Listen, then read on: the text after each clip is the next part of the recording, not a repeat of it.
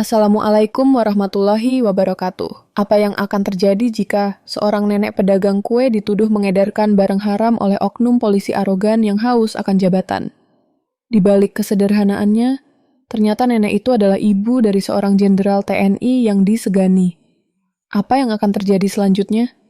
Simak video ini sampai habis. Jangan lupa like dan subscribe agar teman-teman tidak ketinggalan kisah seru lainnya.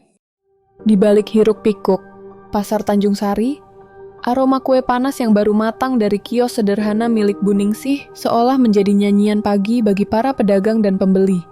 Setiap lembaran daun pisang yang mengepul membawa harum wangi gula merah dan kelapa parut yang memancing air liur. Orang-orang tak hanya datang untuk membeli, tapi juga untuk singgah, berbagi cerita, dan mencicipi ketulusan yang tercampur dalam adonan.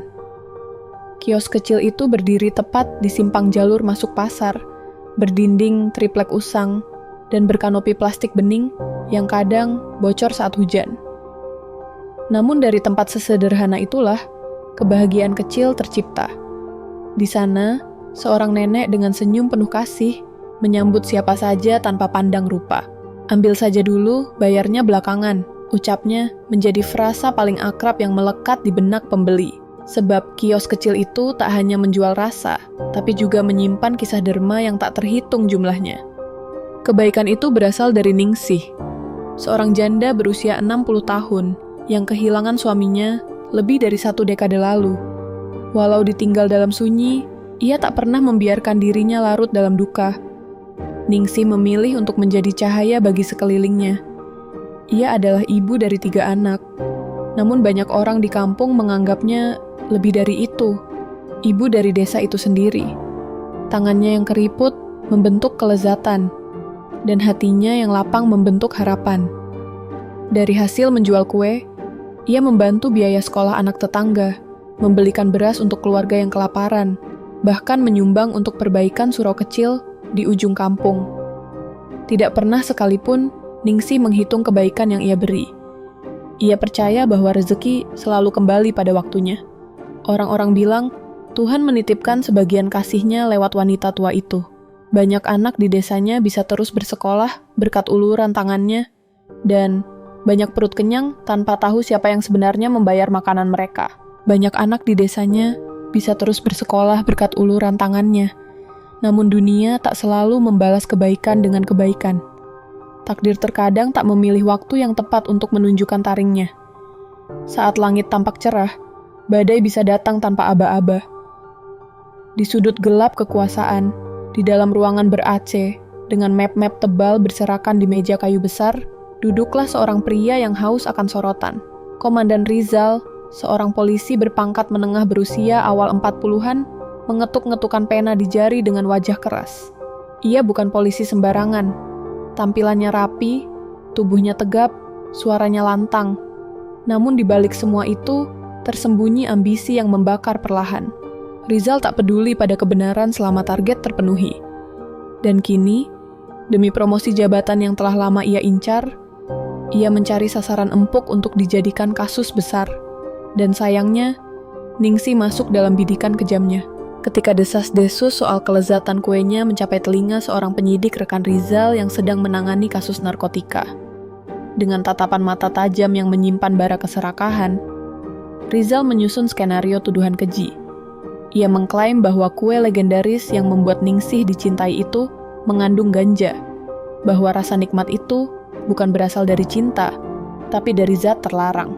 Dalam benaknya, tangkapan besar terhadap seorang pengedar yang menyamar sebagai penjual kue bisa jadi tiket emas untuk duduk di kursi jabatan berikutnya. Ia tahu bahwa Ningsih bukan siapa-siapa secara hukum, bukan orang yang bisa membela diri dengan pengacara mahal atau punya koneksi ke tokoh penting. Dan disitulah Rizal keliru. Semua itu demi satu hal, sorotan dari atasannya, sorotan yang akan ia kejar, bahkan jika harus menindas kebenaran. Mulai terlihat kabur di mata seorang polisi muda bernama Erwin. Ia adalah anak buah Rizal, baru 3 bulan berdinas, dan masih menyimpan idealisme dari ruang kelas akademi yang belum tercemar. Erwin melihat bagaimana atasannya sering mengambil jalan pintas, memanipulasi bukti kecil, bahkan memerintah tanpa membuka ruang diskusi. Dalam kasus Bu Ningsih, Erwin merasakan sesuatu yang janggal sejak awal. Seorang wanita tua, penjual kue, dengan reputasi sebaik itu, tiba-tiba dituduh mengedarkan ganja. Hatinya menolak untuk percaya. Namun pangkat belum memberi ruang baginya untuk bersuara lantang. Ia hanya bisa mencatat, menyimpan gelisah, dan berharap suatu saat kebenaran bisa bicara lebih keras dari pangkat di bahu. Hari itu, udara terasa lebih panas dari biasanya, dan pasar yang biasanya ramai dengan suara tawar-menawar, kini dipenuhi dengan keheningan aneh. Tati yang baru saja meninggalkan kios untuk mengambil stok kue, tak tahu bahwa saat itu hidupnya dan ibunya akan berubah selamanya. Rizal dan 2 anak buahnya tiba-tiba memasuki kios. Tanpa kata, mereka langsung menuju Ningsih, yang sedang sibuk membungkus kue. Mata para pedagang yang biasa setia pada Ningsih dipenuhi kebingungan dan ketakutan saat Ningsih diborgol dan dipaksa keluar dari kios. Meskipun tubuh Ningsih yang sudah menua, ia tetap tegap. Tidak ada sedikit pun rasa takut di matanya. Namun, kebijakan di pasar seakan luntur begitu saja. Para pedagang hanya bisa diam, menonton dengan rasa tidak percaya saat Ningsih, yang mereka kenal sebagai ibu yang selalu memberi, diperlakukan seperti penjahat besar. Keadaan itu hanya menjadi lebih kacau ketika mobil polisi membawa Ningsih pergi, menghilang di balik keramaian pasar. Di ruang interogasi yang sempit, Ningsih duduk diam dengan tangan yang diborgol di atas meja logam yang dingin. Ruangan itu hanya diterangi lampu neon yang menyilaukan. Setiap detik terasa seperti beban yang semakin menekan. Rizal berdiri di hadapannya dengan ekspresi dingin dan tatapan tajam. Ningsih, meskipun tubuhnya lelah dan rentah, tetap teguh. "Aku tidak tahu apa-apa tentang itu," jawabnya dengan suara pelan tapi penuh keyakinan. Namun, Rizal sudah kehilangan kendali. Ia tidak bisa menerima kenyataan bahwa seorang wanita tua yang hidupnya penuh dengan kebaikan bisa begitu tenang. Dengan kemarahan yang tidak terkendali, Rizal menampar wajah Ningsih. Tubuhnya terbanting ke tembok. Tak ada belas kasihan, hanya kebencian yang mendalam pada siapapun yang menghalangi jalannya. 3 jam itu lebih terasa seperti 100 tahun penuh penderitaan bagi Ningsih, yang tak bisa menjawab selain dengan keteguhan dan keyakinan pada kebenaran. Tati duduk di kiosnya, menunggu dengan sabar. Namun, ketidakpastian terasa begitu menyiksa. Ia menatap jam dinding yang berdetak pelan, seperti menyiratkan waktu yang tak pernah cepat berjalan. Setiap detik terasa seperti jam-jam panjang yang menggerogoti rasa tenang dalam dirinya. Ketika matanya mulai merasa berat, sebuah suara dari luar kios memecah keheningan. Seorang tetangga berlari menuju kios dengan wajah cemas. "Ibumu dibawa ke kantor polisi," ujar tetangga itu. Suaranya hampir berbisik. Tati merasa seperti seluruh dunia runtuh di hadapannya. Itu adalah hal yang tak pernah ia bayangkan. Ibunya yang selama ini dikenalnya dengan penuh kebaikan dan kasih, kini menjadi korban dari sistem yang tak adil. Tiba-tiba, langit yang tadinya cerah terasa begitu mendung. Sebuah petir dari berita itu menyambar dengan keras, menghancurkan ketenangan yang sebelumnya ia nikmati. Ketika Tati sampai di depan kantor polisi, ia tak bisa percaya dengan apa yang dilihatnya. Ningsih, ibunya, bukan hanya wanita biasa di desanya. Iya, dia adalah ibu bagi mereka semua yang selama ini selalu siap membantu. Warga desa dan para pedagang yang sudah mengenal kebaikan Ningsih selama bertahun-tahun kini berkumpul di depan kantor polisi menuntut penjelasan. Beberapa dari mereka membawa spanduk bertuliskan, "Kembalikan ibu kami," dan "Keadilan untuk Ningsih." Ada yang menangis, ada pula yang berteriak marah. Suasana menjadi semakin tegang, tak ada yang ingin menyerah. Tati berdiri di tengah kerumunan itu, tangannya gemetar. Ia tak tahu apa yang bisa dilakukan, tetapi di matanya terpantul kebulatan tekad. Keberanian ibunya kini memancar dalam dirinya. Sebagai seorang anak, ia tidak akan membiarkan ibunya dihancurkan tanpa alasan yang jelas. "Ibu tidak bersalah," teriaknya, bergabung dengan warga lain yang mendukung kebenaran. Rizal berdiri di balkon kantor polisi, menatap kerumunan warga yang semakin memanas. Ia tahu bahwa situasi ini bisa berakhir buruk bagi dirinya. Namun hasrat untuk menjaga posisinya membuatnya menjadi buta terhadap kebenaran. Dengan tangan terangkat tinggi, Ia mengancam mereka semua. "Bubar!" teriaknya, suara beratnya menggema di udara malam. "Kalau tidak, akan ada yang celaka." Kata-kata itu bukan hanya ancaman, itu adalah peringatan bagi siapapun yang berani melawan. Warga desa yang sudah cukup lama menderita dalam diam, kini dikejutkan oleh arogansi yang tak terduga dari seorang pejabat yang seharusnya menjadi pelindung mereka. Tati merasa hatinya memanas, namun ia menahan diri. Ia tahu, meskipun Rizal bisa mengancam mereka dengan kekuasaan, kebenaran akan tetap datang. Keberanian warga desa yang datang dengan tulus untuk membela Ningsih menjadi tanda bahwa tak ada kekuasaan yang bisa menghentikan suara kebenaran yang mengalir dari hati orang-orang yang benar. Foto itu dipegangnya dengan tangan gemetar, seolah benda tua itu adalah bom, waktu yang siap meledakkan seluruh bangunan kebohongan yang sedang dibangun Rizal. Di ruang tamu yang remang dan berdebu, hanya detak jam tua yang terdengar. Erwin menunduk, mengamati detail foto itu, rambut Ningsih yang masih hitam, senyum almarhum suaminya yang tenang, dan 3 anak mereka yang berdiri penuh kebanggaan. Tapi bukan hanya wajah Ardi yang mengejutkannya, melainkan cara Ningsih menatap lensa kamera. Lembut, tenang, dan penuh kasih. Sebuah sorotan yang kontras dengan luka di pipinya malam tadi. Di antara guci keramik, bingkai kayu yang sudah lapuk, itu menyimpan lebih dari sekadar kenangan. Ia menyimpan legitimasi kebenaran yang tak bisa dibantah. Erwin menatap wajah Ardi di foto itu seolah berhadapan langsung dengannya. Ia pernah melihatnya di siaran televisi, dalam acara kenegaraan dan upacara militer, berdiri di barisan paling depan dengan tatapan tak tergoyahkan. Ardi bukan hanya seorang jenderal, dia adalah simbol disiplin dan kehormatan. Mengetahui bahwa Ardi adalah putra dari wanita yang baru saja dilukai secara fisik dan moral oleh komandannya sendiri, membuat keringat dingin merayapi leher Erwin. Ia menoleh ke arah Rizal yang masih membongkar lemari dapur dengan kasar, tak menyadari bahwa keputusan yang baru saja ia ambil bisa saja menjungkir balikan seluruh karier dan hidupnya. Hati Erwin berdegup kencang. Ia tahu, ini bukan sekadar foto. Ini adalah percikan api yang bisa membakar seluruh rekayasa keji yang sedang dimainkan. Foto bisa direkayasa, kata Rizal sambil tertawa sinis, membuang pandang ke arah jendela. Ia tak menyentuh foto itu, seolah takut kebenaran yang terpampang di atasnya bisa menular ke kulitnya. Erwin mencoba meyakinkan, menjelaskan dengan suara bergetar bahwa ia sendiri pernah melihat Ardi dalam acara kenegaraan. Tapi Rizal mengibaskan tangan, menyuruh Erwin diam. "Kita bukan pengecut, Win," ucapnya dingin. "Kalau mereka mau main gertak, kita gigit balik." Ucapan itu membuat Erwin membeku. Ia sadar, ini bukan lagi tentang hukum atau kesalahan prosedur. Ini soal ambisi yang telah menjelma menjadi buta. Dan kebutaan Rizal itu kini bukan hanya membahayakan kariernya sendiri, tapi juga nyawa orang-orang tak bersalah yang terlibat. Suara Ardi di ujung telepon terdengar berat, namun tajam, seperti pedang yang ditarik perlahan dari sarungnya. Ia tak bertanya panjang lebar, karena ia tahu adiknya tak akan sanggup menjawab sambil menangis. Hanya dengan kalimat itu, "Aku pulang sekarang." Tati tahu badai akan segera datang, tapi kali ini bukan untuk menghancurkan, melainkan menuntaskan. Setelah menutup telepon, Tati terduduk di lantai kamar, menggenggam ponsel, seperti menggenggam harapan terakhir.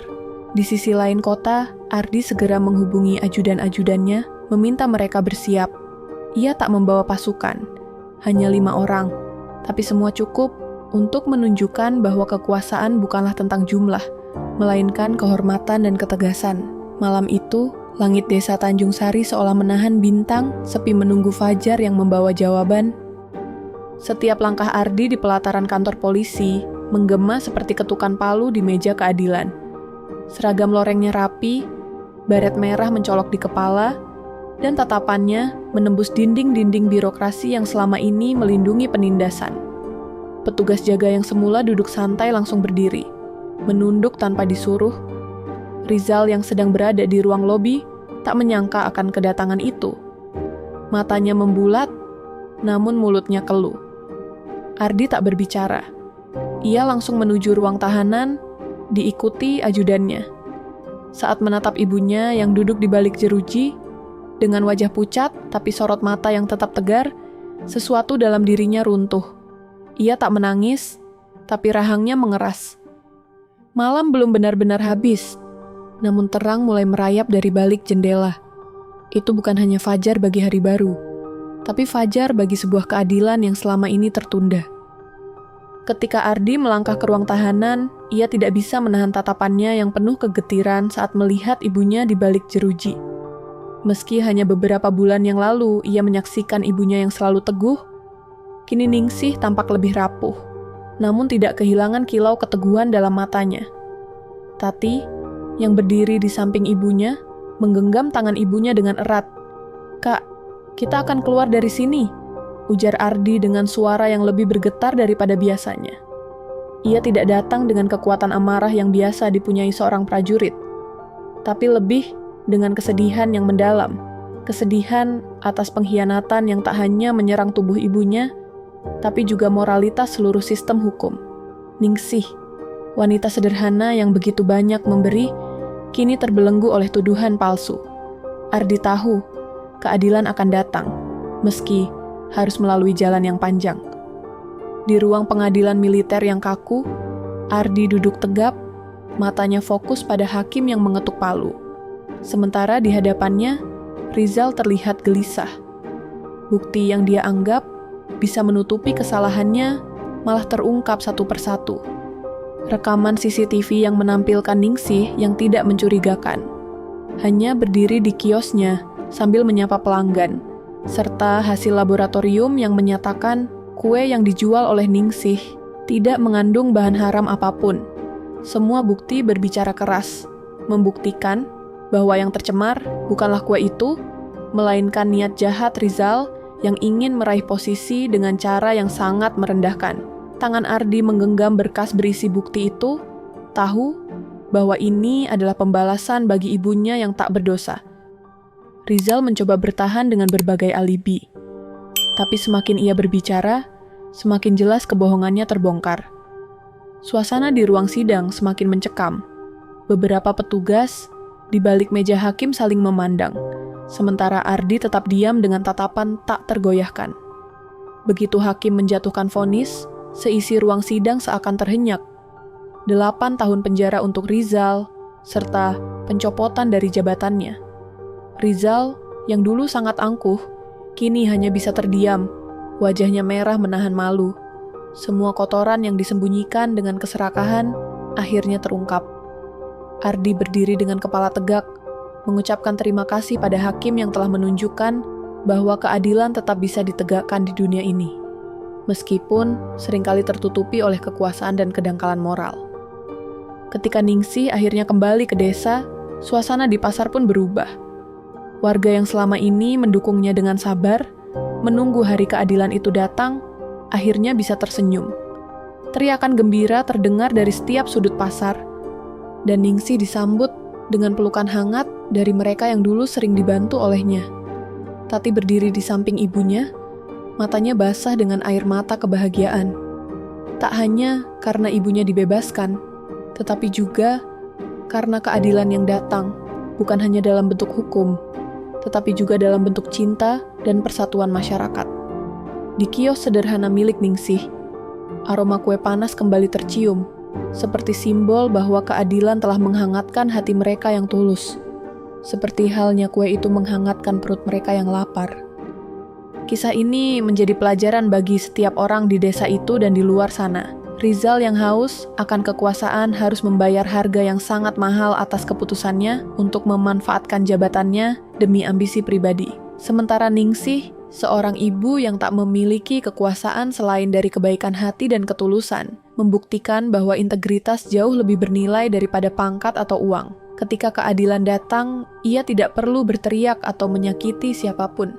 Keadilan datang dengan cara yang lembut, seperti angin pagi yang membawa kesejukan. Pada akhirnya, semua yang baik akan ditemukan, dan semua yang jahat akan terungkap. Itulah pelajaran sejati yang ditinggalkan oleh kisah ini. Kekuatan yang sesungguhnya bukan terletak pada kekuasaan, tetapi pada kebenaran yang tak tergoyahkan.